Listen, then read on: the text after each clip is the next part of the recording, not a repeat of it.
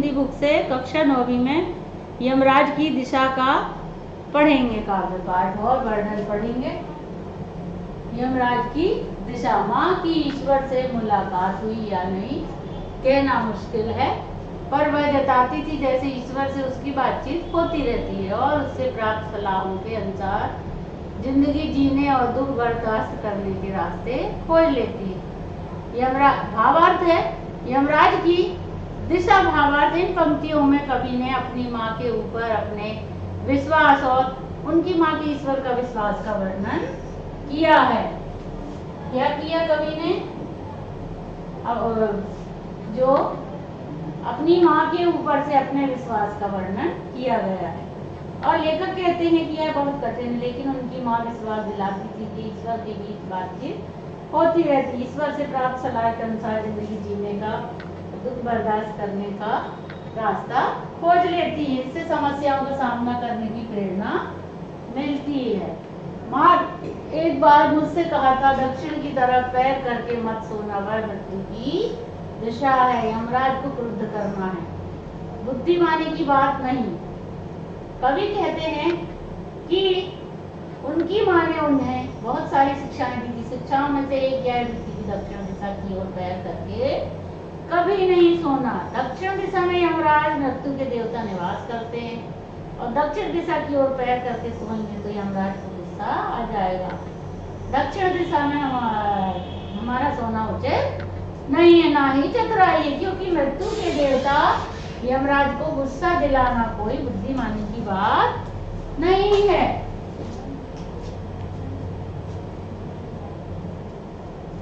तब मैं छोटा था और मैंने यमराज के घर का पता पूछा था। उसने बताया था, तुम जहां भी हो वहां हमेशा दक्षिण में हो।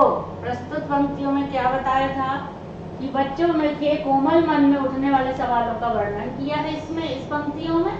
और यमराज के घर का पता पूछने लगता है, उससे इसका वर्णन है।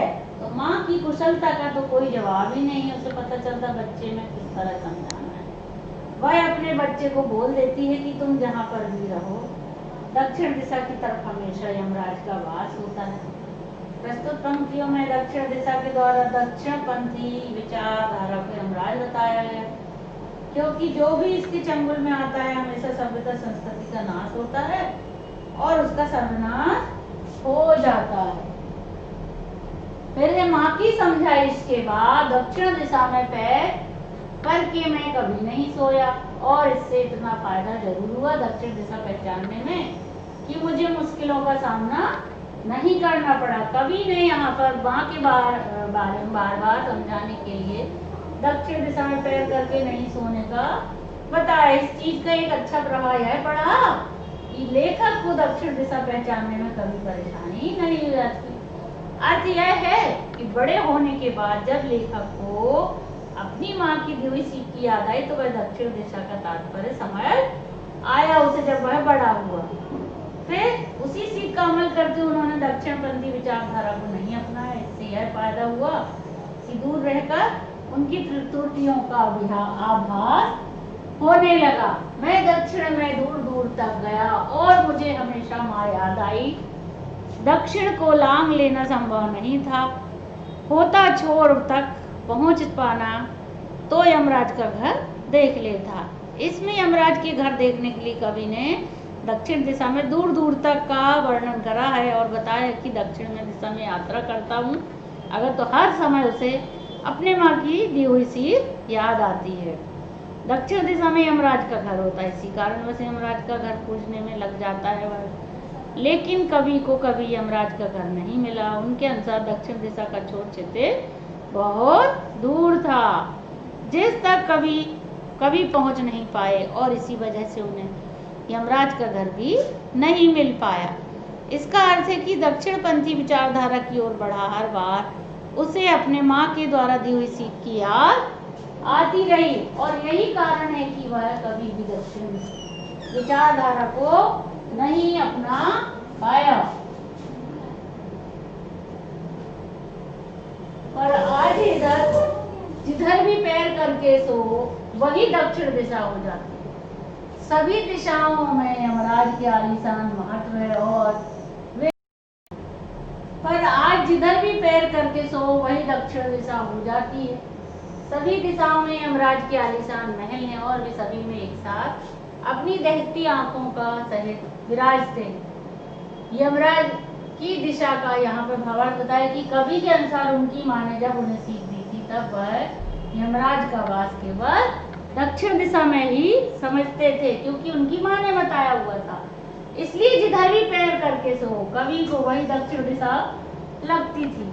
इस तरह पहले और आज की स्थिति में काफी अंतर आ चुका है। आज यमराज का विस्तार हर दिशा में हो चुका है। कवि जिस दिशा में पैर करके सोता है वह उसी दिशा में यमराज के बड़े बड़े आलीशान महल नजर आने लगते उसे। उन इमारतों में यमराज की दहकती हुई लाल आंखें कवि को सोने नहीं देती। इसका अर्थ है कि पहले दक्षिणपंथी विचारधारा का खतरा केवल उनके कुछ गिने चुने लोगों को ही था, पर अब आज ऐसा नहीं है और अधिकांश लोग इस विचारधारा से ग्रस्त हो चुके। इसलिए अब हम किसी भी दिशा में सुरक्षित नहीं है। विचारधारा के लोग एक दूसरे का शोषण करने के लिए हर वक्त तैयार रहते हैं। माँ अब नहीं है और यमराज की दिशा भी अब वह नहीं रही जो माँ जानती थी। लेखक के अनुसार माँ के जाने के बाद उपरांत वह दिशा भी बदल चुकी थी और विस्तार भी हो चुका था उस दिशा का। इसलिए माँ के द्वारा अब किसी भी काम का नहीं रहा हुआ। लेखक जिस दिशा में पैर करके सोने की कोशिश करता है हर तरफ लंबी लंबी इमारतें नजर आती रहती है और यमराज की आंखें उसे नजर आती है। इसका अर्थ है चारों ओर पूंजीपतियों का आवास है, साधारण जनता का शोषण में लगे हुए हैं लोग।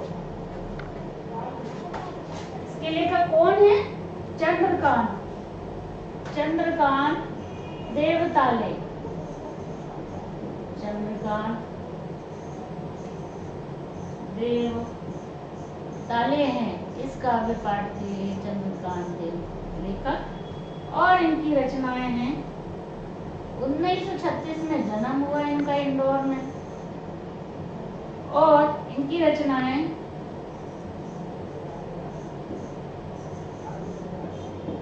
हड्डियों में छिपा ज्वर,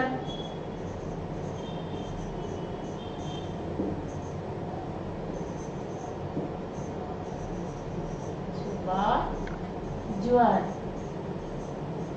आदि है ना।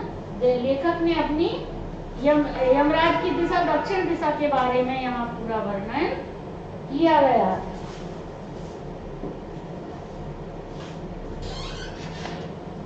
अब हम प्रश्न देखेंगे कि प्रश्न उत्तर क्या है। कवि प्रश्न है, कवि को दक्षिण दिशा पहचानने में कभी मुश्किल क्यों नहीं हुई?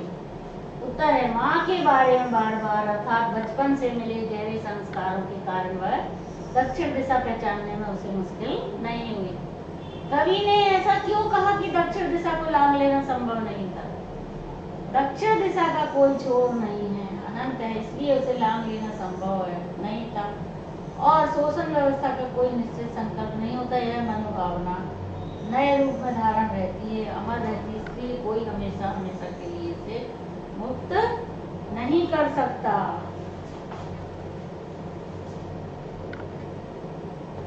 कवि के अनुसार आज हर दिशा दक्षिण दिशा क्यों हो गई?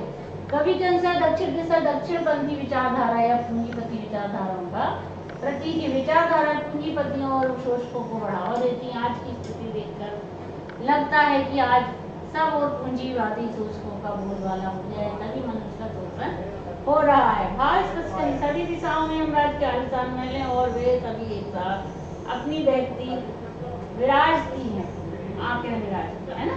तो क्या है इधर उत्तर? कवि कहता है कि क्या कहता है कवि कि शोषण करने वाले लोग यमराज की भांति क्रूर है, सर्वस्त्र ठाट बाट से रहते हैं, सब जगह उनका एक ऐसा हाल है, क्रोध घृणा आदि की क्रूरता से भरे हुए सबके साथ में कठोरता से पेश आते हैं। कौन? पूंजीपति लोगों के बारे में यमराज का बताया। कवि की माँ ईश्वर से प्रेरणा पाकर उसे कुछ मार्ग देती है। आपकी माँ भी कभी समय समय पर सीख देती होगी। वह आपको क्या सीख देती है उसके बारे में अधिक पढ़ती है, जान पड़ी। यदि हाँ तो क्यों नहीं, यह वर्णन बताए। तो मेरी माँ